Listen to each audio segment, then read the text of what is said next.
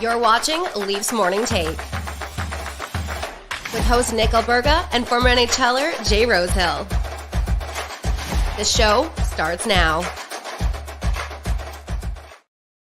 All right, what's good, everybody? Happy Thursday. It's Nick Alberga and guest co-host Anthony Stewart as we get set for another matchup in the first meeting of the season between the Leafs and the Bruins, presented by Betano. Of course, what's going on, Stewie? How are you, buddy? I'm doing well. Really up and at 'em today. I just had my espresso, so I'm going to be buzzing.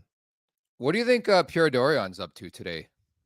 Probably going to the bank to make sure his check hit. I know he did resign, but I think for him, I think he's proud of the work that he's done, right? Yeah, he made a mistake probably with the communication error with regards to, some of the transpirings over the last couple, weeks and months. But again, with the new ownership coming into Ottawa, the writing was on the wall. So whether it happened now or down the line, I think he knew that his days were numbered in Ottawa.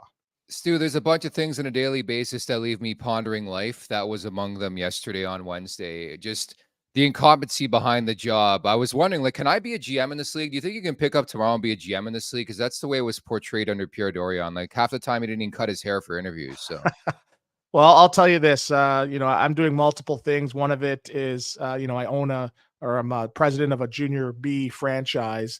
And whatever I don't know, it's my responsibility to surround myself with people that do know. So whatever my weaknesses are, it's up to me to bring people around that's my strength. But, I look at it from, what a GM's main priorities and main roles and responsibilities are.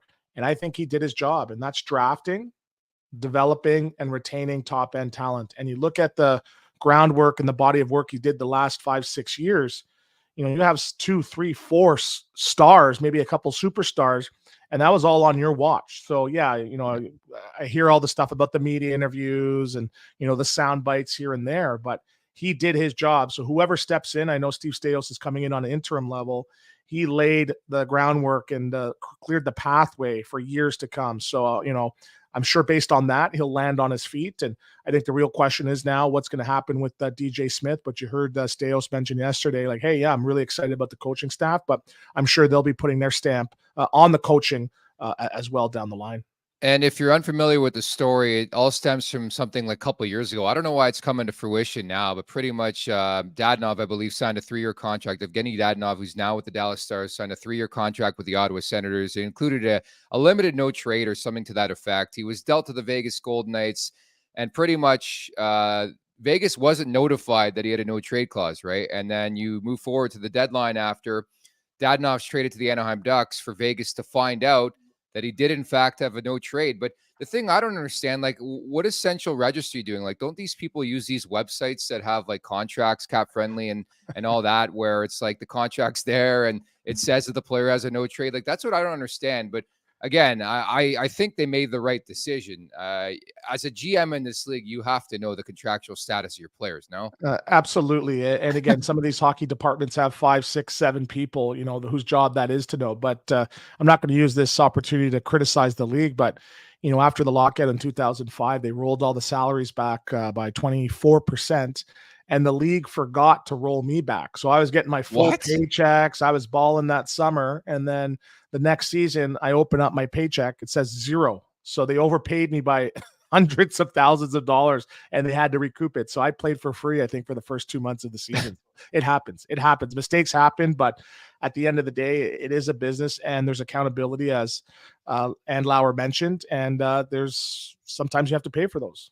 Is that the first ever time you've told that story publicly? Because that's incredible. No, I've told it all the time, man. You should have saw me that summer. Wow. Balling out of control. Everybody's shit, I'm making no money. There's Stewie riding in a convertible or what? Yeah, that's hilarious. Yeah, looking like Chubbs from Miami Vice cruising around. That's incredible. So again, that's Anthony Stewart. I'm Nick Alberga. Thank you to everybody for subscribing on a daily basis at the Leafs Nation 401. Where you can subscribe here on YouTube. Again, we're available wherever you find your podcast. Just search Leafs Morning Take as we get set for the Leafs and Bruins, and plenty ahead of on the show regarding that conversation for sure. Brought to you by DoorDash. It's time for the appetizer. For a limited time, our listeners/viewers can get 25% off and 0 delivery fees on their first order of $15 or more when you download the DoorDash app and enter code NATION25. That's NATION25. Reminder, it's uppercase for Nation 25. Please note the offer is currently only valid in Canada, subject to change.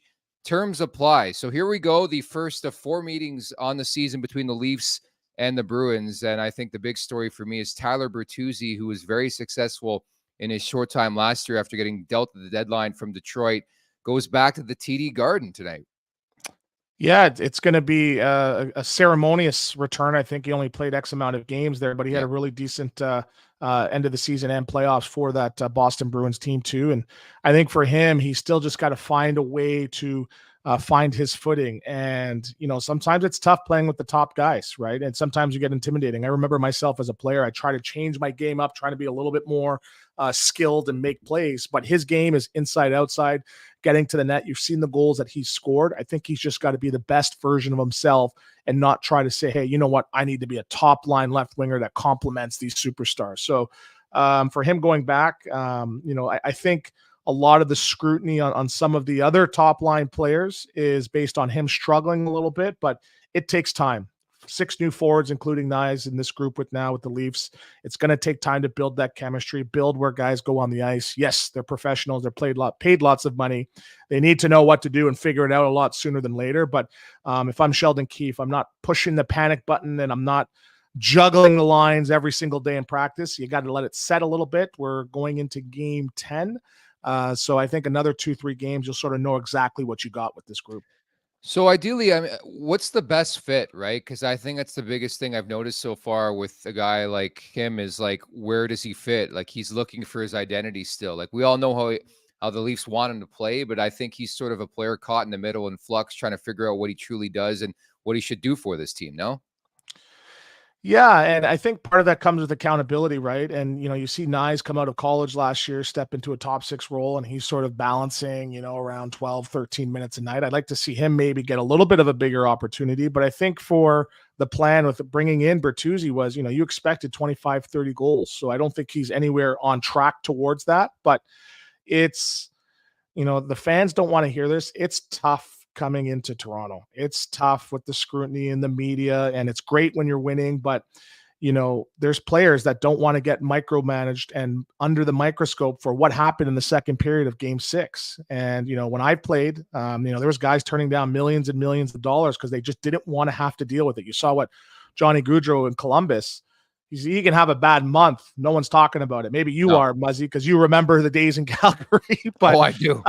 It's a tough market, and I really applaud the guys that step up because for me, it's tough. But I wish I had the opportunity to play in Canada. I felt I would have a better career if I did. I would love. Walking into public and someone saying, hey, Stu, you got to pick it up. Just the game I would have next game. So I think for Bertuzzi, there's still a bit of a feeling out process, but he was brought in to put up some numbers, and I think he's got to start doing that a lot sooner than later. Don't worry, Tyler Bertuzzi. It could be worse. You could be Jonathan Huberdeau. Watching that game last night, I'm like, how did this guy get 110 points in the NHL?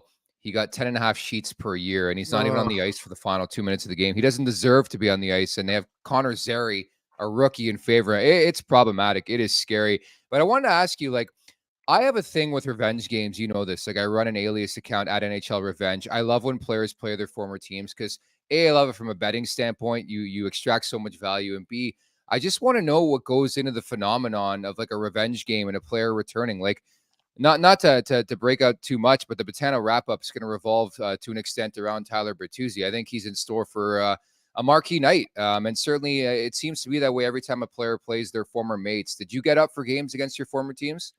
Well, to say it doesn't matter, that's an understatement. It definitely does matter. And it starts as soon as you get into the rink in the morning where, your name's written on the board with a big question mark on how much money you're putting on the board. So I think for Bertuzzi, he didn't play there too long. So maybe $1,000. But again, I think he does that because he wants to motivate himself in having a big night. You want to show, hey, yes, I did sign a $5 million contract. I am a great player. I want to perform. So I'm going to find ways to try to motivate myself. So I think putting some money on the board at the morning skate today will help motivate him.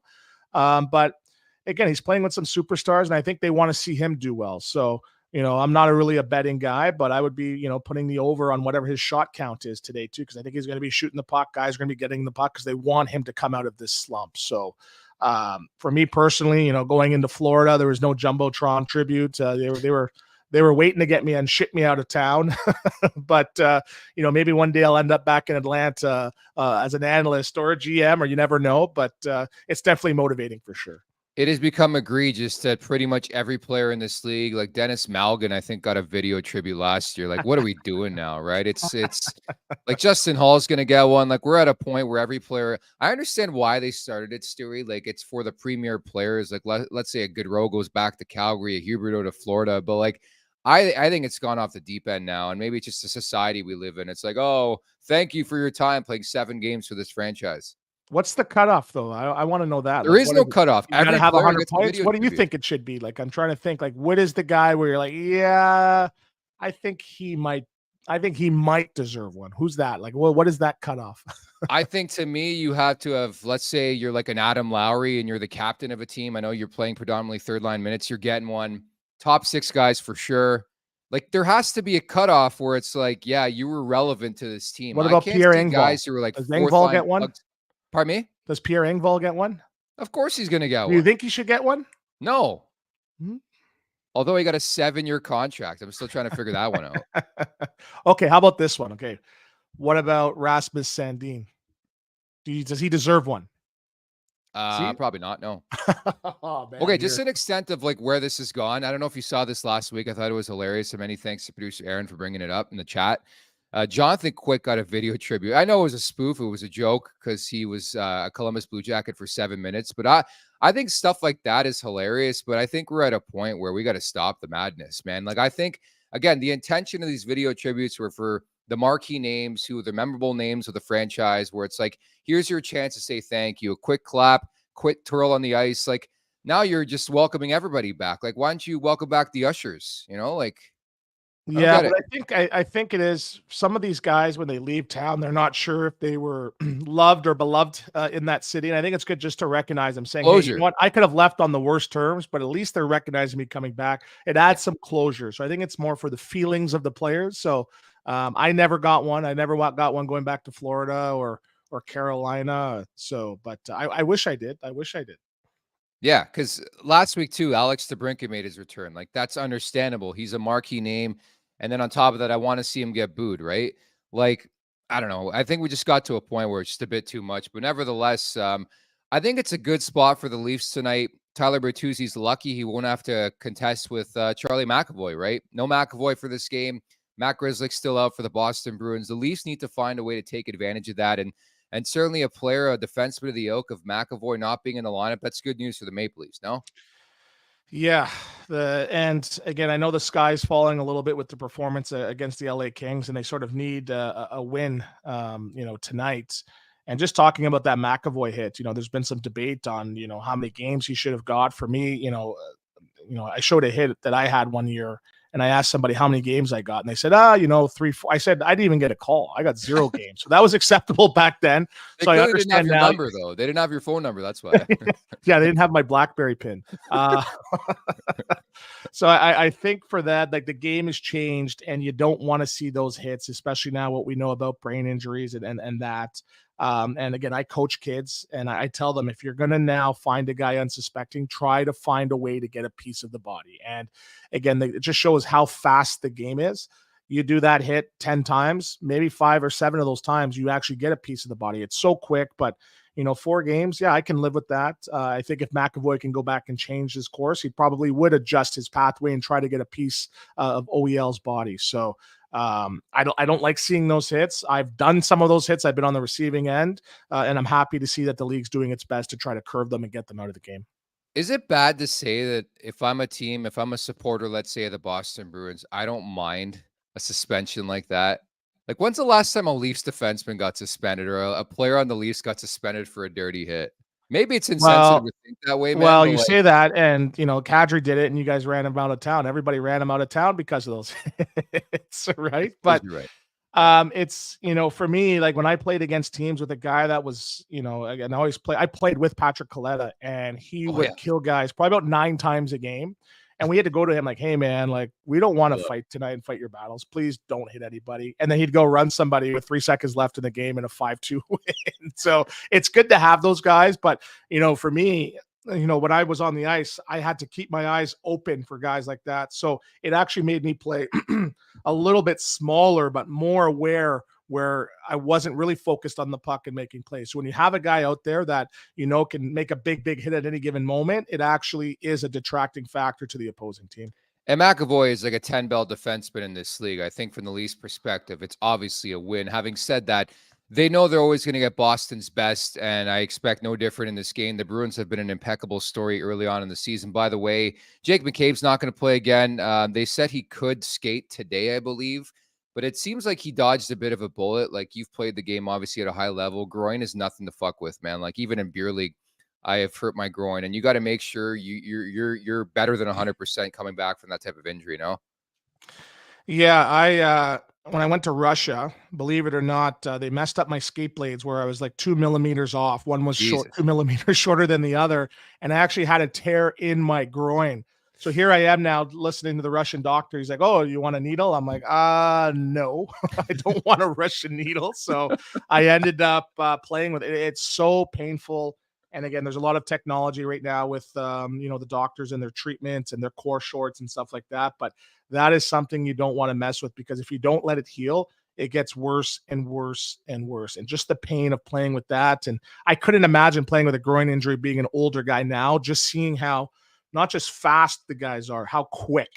And that's the one thing, is when you're making any quick jolting movements with your groin, it's tough and it can make it worse. So let him rest up. It's a long season. I would even give him an extra week, because those nagging injuries, especially with the groin, it's something that it is painful for pretty much the whole entire year. Especially early in the season, too. I mean, you don't want to chance what's to happen here in the second half. You think a guy like Jake McCabe is going to be a, big-time factor, you think, in the success of your season. Not to mention, one way or another, I really haven't noticed William Lagesson, who's been filling in, which I think is the biggest compliment I can give a player like William Lagesson, that you really haven't noticed him. So that's good news.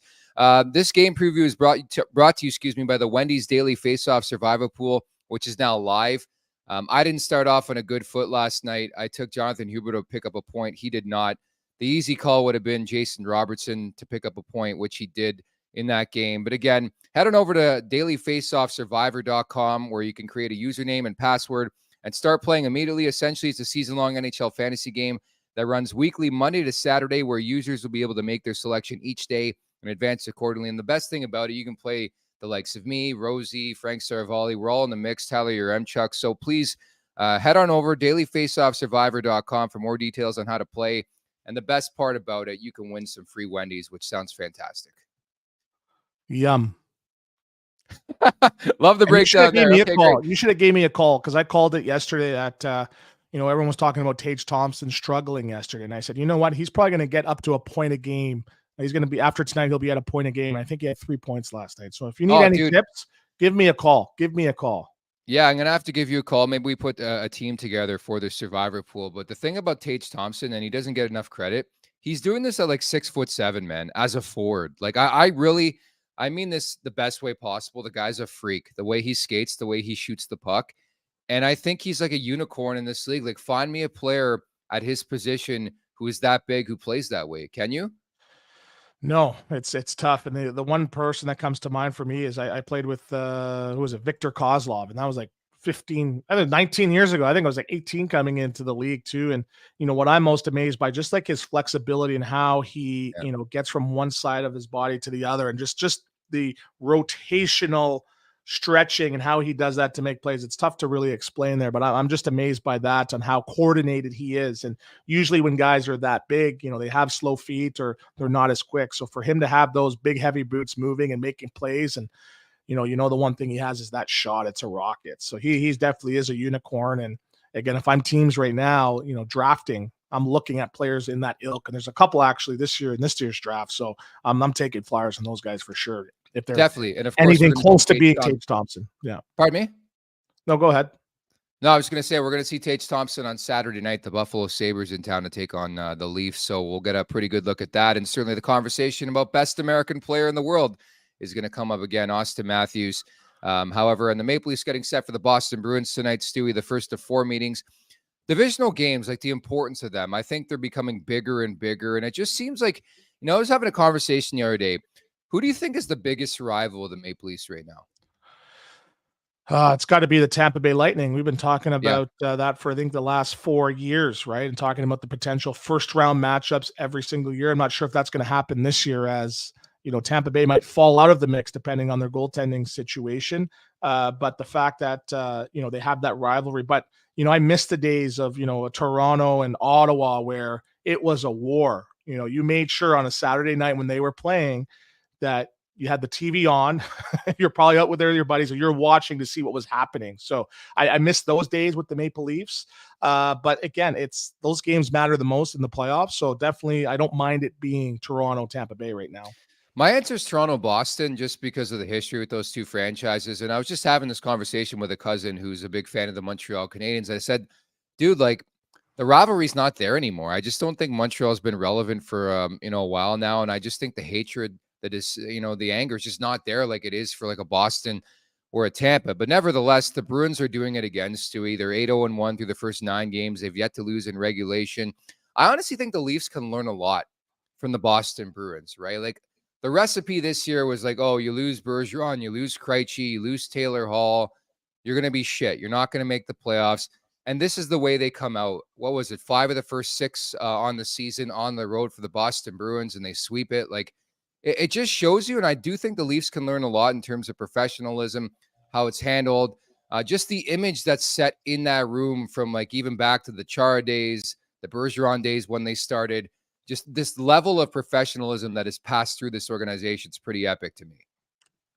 Yeah, I don't know if it'll be, if I chalk it up to professionalism. I think it just is a team concept and a culture saying, hey, regardless of who the stars are, we're all going to play the same way. We're all going to have that accountability. We're going to buy into that system. And it comes in on hard work. And you're looking at guys like Marchand, like he's one of the hardest working guys on the ice. And you heard Colby Armstrong talk about it playing with Crosby. It's tough for you as a middle 6 guy or a bottom guy to take a night off, or a day off in the gym when you see your best player who's put up 100 points being in the gym, practicing hard, stopping, on pucks. So that accountability, I think, is built into the ilk of the Boston Bruins. And I think it starts with guys like Chara and Bergeron. Chara was probably the most in shape guy in NHL history. And that culture was, you knew every year you can't show up out of shape or, half in shape, knowing that here's a guy 40 years old, about to kick your ass in fitness testing. True. So I think that culture of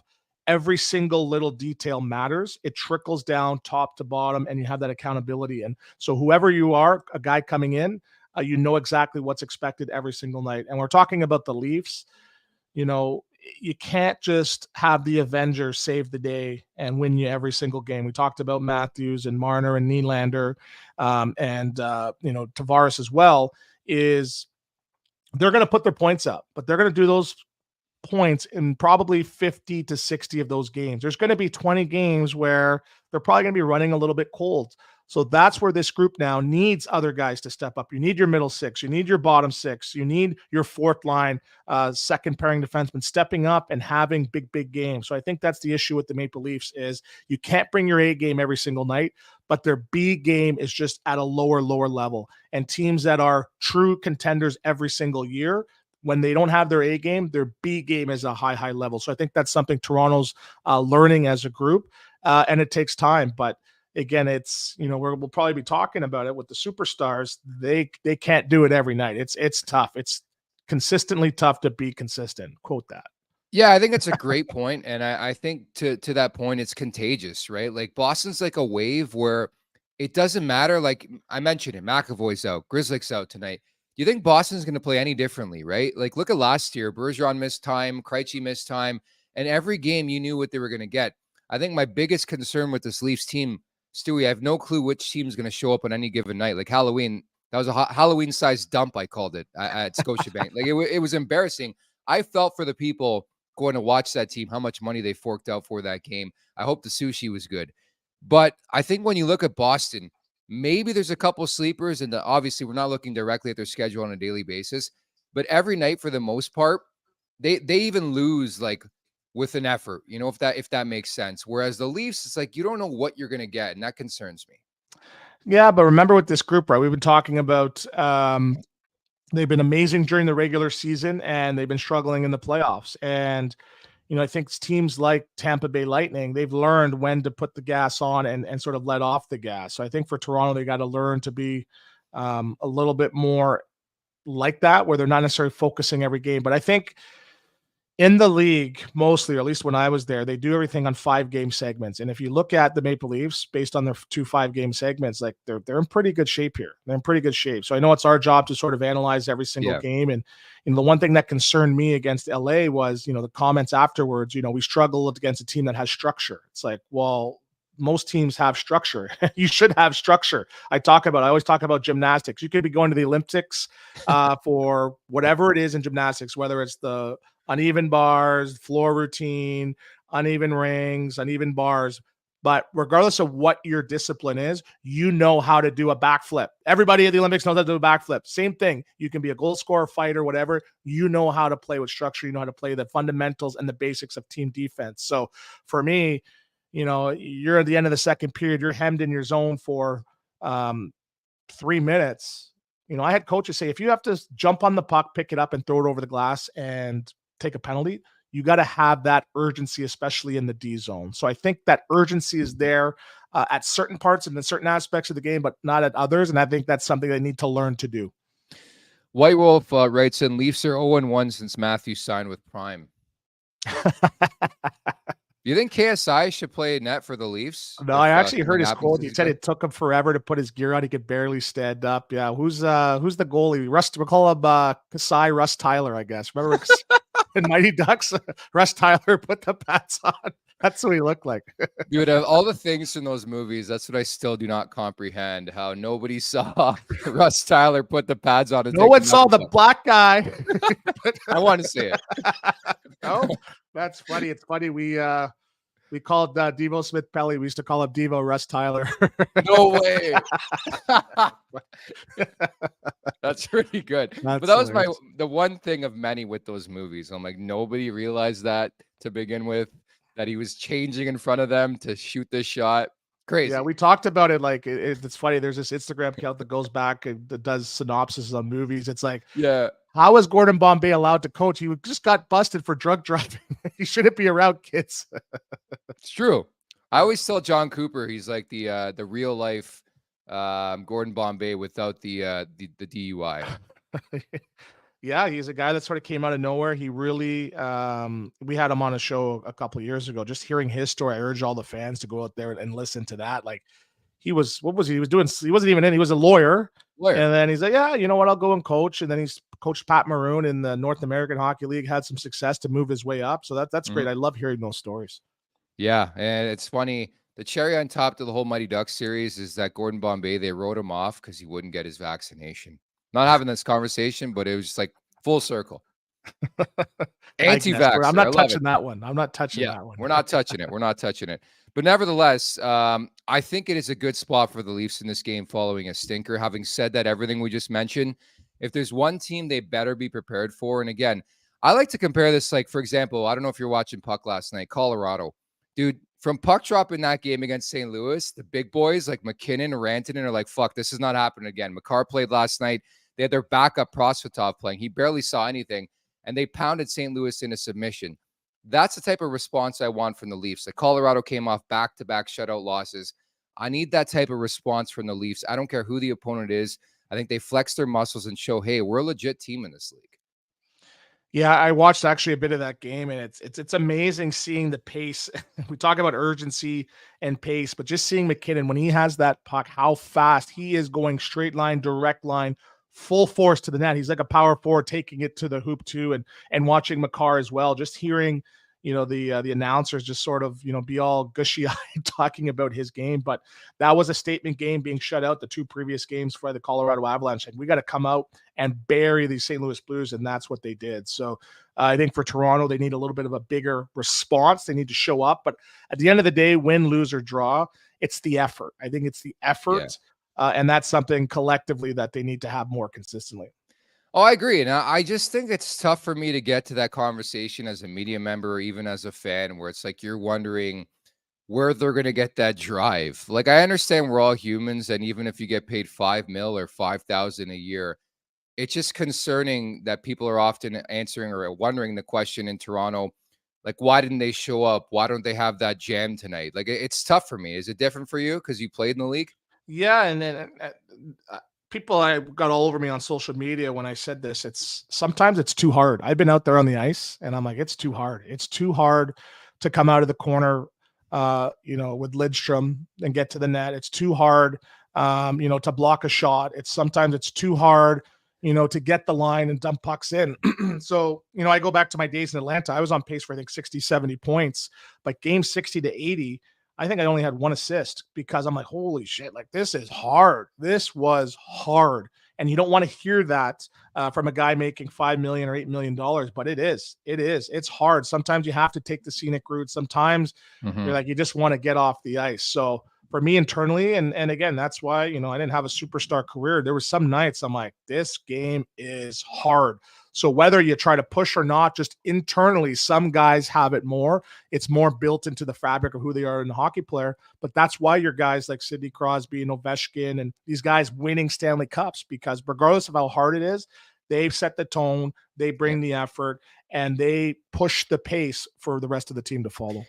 Yeah, well, that's the thing. Like, I think you can lose with dignity too. And then the unfortunate part about this Leafs team, when they lose, and it's like embarrassing when they lose. Like, you lose to Zamboni drivers, whereas other teams, like, maybe stop bringing that up. That's like 5 years ago, man. I was there, buddy. I say that on the podcast once a week. I still have PTSD from that. There's a guy on Twitter that I think it's every single day. It's like 6,000 days since the Leafs lost to the. Is that your account too? That's another one of your ghost accounts. It might be.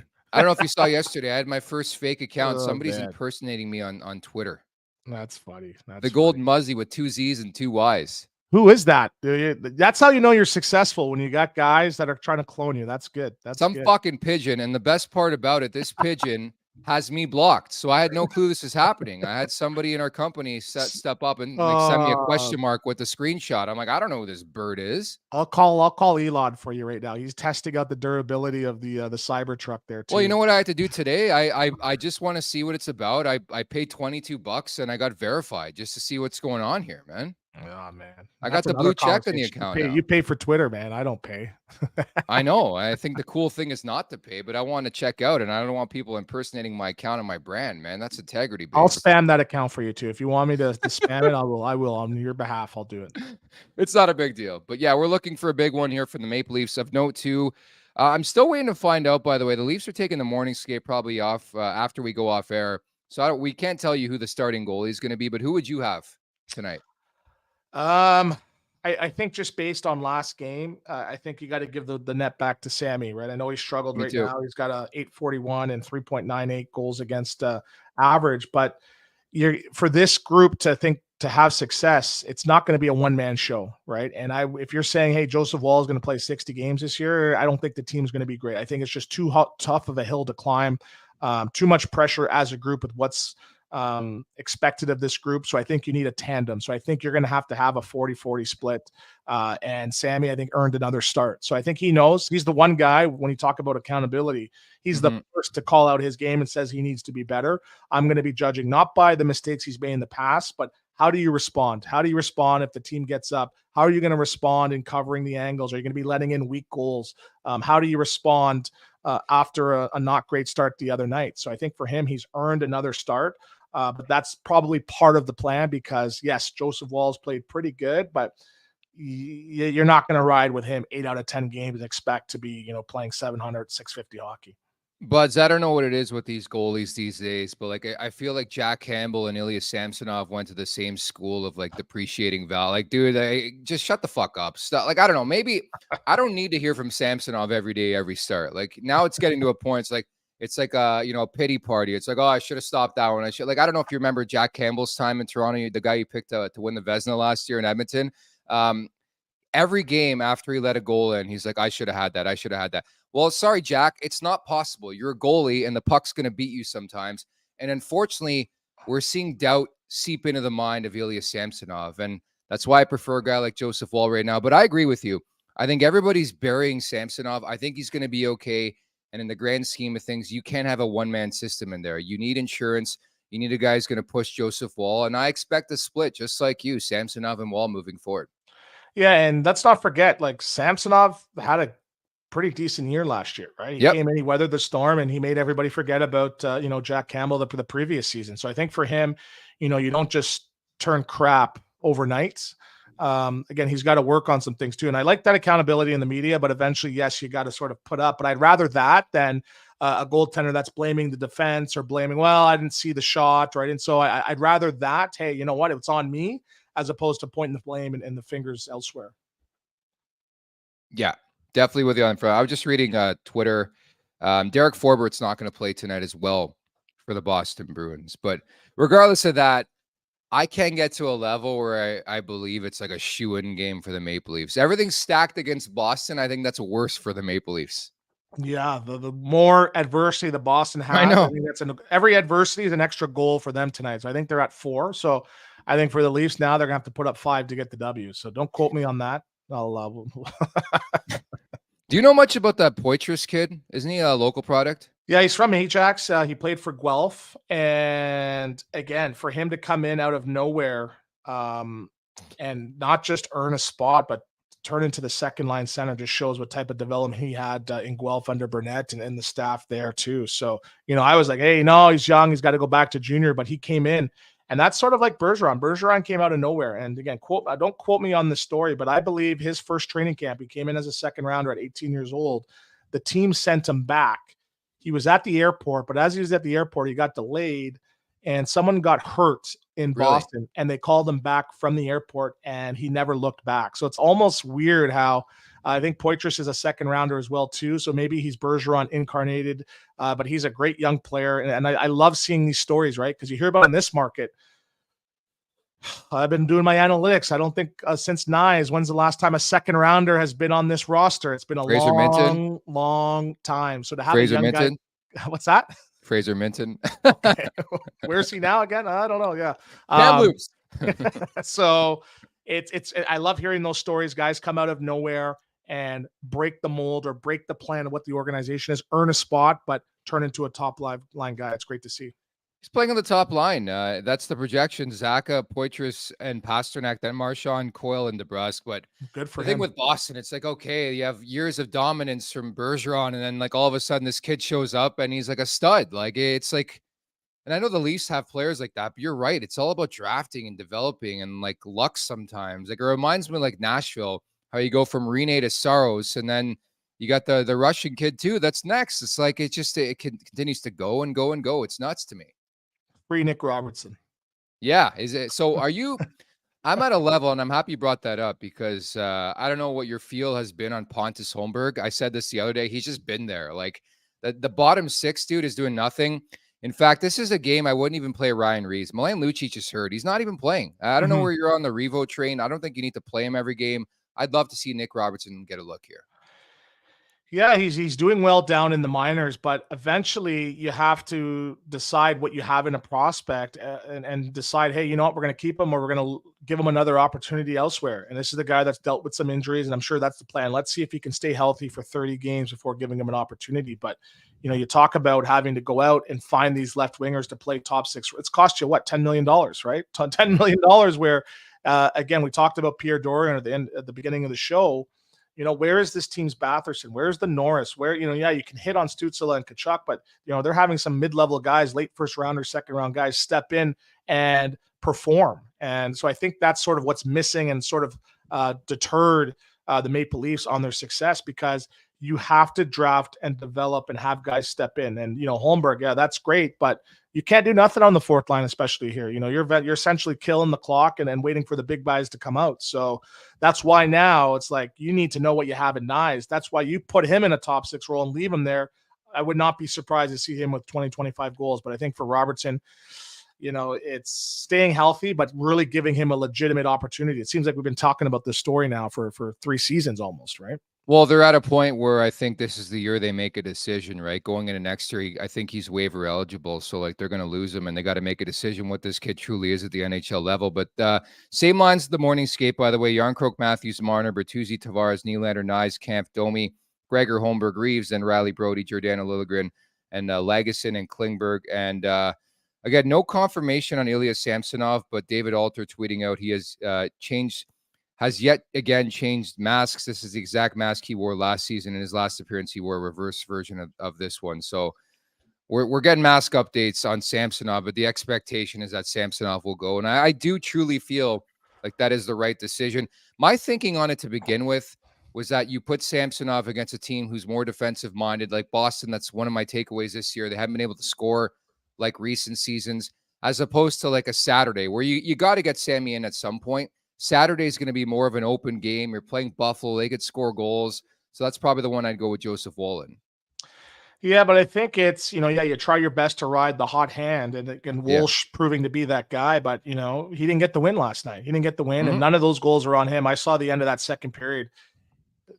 The score could have been 5-6-0, right, before Tavares got that power play goal. So I think for Wall, I don't think you want to put that pressure of him saying, hey, you're going to be the number one guy. You're going to have to now save this season. That's too much pressure. So I think this rotation early on, maybe for the first 20, 30 games, is going to be good and healthy, a healthy competition where I think them pushing each other is going to be best for the team now for the final push in those last 20, 30 games. And speaking of push, Sheldon Keefe disclosing yesterday that Connor Timmins has been back on the ice, but is still ways away from returning, lower body injury, of course. Right now, would you put him ahead of anybody on the back end when, including Liljegren, Giordano, Klingberg, those type of guys? Would Timmins be in that conversation to take away playing time?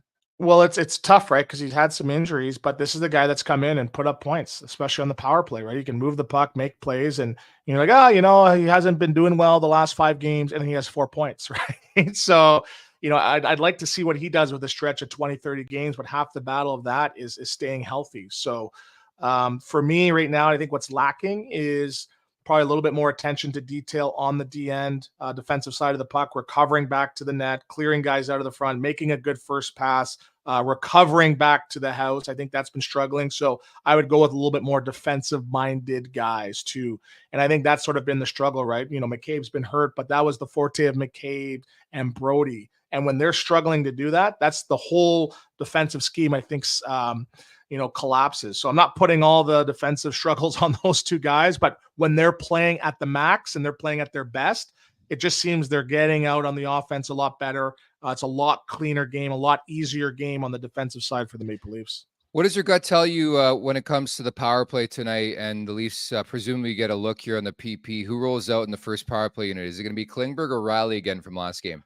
No, I'll say Klingberg, and I think he's doing his job, especially on the power play, because he's got that Makar element where you don't know where he's going, left or right. And I think with Riley on the back end at the top there, it's more, he's firing it, or he's probably making a pass onto his forehand to the left flank there too. So I like the fact that he's a dual threat where he can go east or west and making those passes, and it opens it up a little bit more. And I think that's where Matthews and Marner have been getting better looks, because Klingberg at that top now is sort of, a little bit of a magician there. So I'd like to see Klingberg, shoot a little bit more as well. That's Riley's forte, but Riley's been playing some great hockey. I think his last 5 games have been the best stretch I've seen him in a while play. But the power play, I think, is doing half decent, but I like the fact that's the one elite element of Klingberg, that fact that he can go east, west, north, south. He can make some plays at running the QB slot there for the Maple. Well, that was my theory on Morgan Riley, is that bringing in a guy like John Klingberg can help take away some of the game from a Riley. And you're right, like ever since you sort of forget last year in the regular season, he was dreadful. Again, he was banged up. We all know that. But from that Tampa series to now, he's looked like the number one defenseman, the guy they paid, right? He's been making some big, like individual plays, right? And when's the last time you saw that, right? Everyone's talking, we need some more offense from Riley. And he's actually been doing that, making some big elite plays. So, again, I don't think if it's broke, you don't fix it. So I think, give a couple more games for Klingberg, because I really could see him now, turning this power play to even more bigger threat, if that's even possible. Yep. So we'll see, and we'll document that tonight. Of course, the Boston Bruins are always a very disciplined team, so hopefully the Maple Leafs get some power plays. I know that was sort of the bigger story the other night, wasn't the fact that they got rinsed by the LA Kings. It was the refs were against the Toronto Maple Leafs again. And the stats are stats. I mean, this team does not draw as many calls as they should, and it's been that case for X amount of years. But to come out of that game and suggest it was the officials' fault, I think was a lazy narrative. They slept walk through most of that Oh, game. dude, that And was a Nashville-sized hangover. It's and like the I boys used to, went for a rip in Nashville. as a player, like you want to see your team succeed, but I loved being in those types of games because it would be probably an extra 2-3 minutes of ice time for me to show what I can do. So, for the bottom guys to sort of sleepwalk as well, that's concerning for me because you got to have that personal, like, hey man, I got to step up. I got to show I deserve to be in the top six or on the power play. So that's the one thing is collectively as a group, they just sort of slept walk. No one made a huge hit. No one really tried to do something, or like they just sort of conceded this game saying, yeah, you know what, we'll take the L and hopefully get a dub in Boston. Yes, and that's our hoping from the Maple Leafs tonight. The Betano wrap-up is presented by Betano.ca. The game starts now, 19+. Please play responsibly. By the way, no confirmation. The Leafs are out there for the morning skate. No confirmation it's going to be Ilya Samsonov, but we think things are trending that way. I'm going to go with the Leafs in regulation. I just mentioned Boston, 8-0-1 through the first 9 games. They have to lose in regulation at some point. I think the Stars, to an extent, knock on wood, are aligning in favor of the Maple Leafs in this game. And I want a bit of a response after whatever that was against LA. So I like that.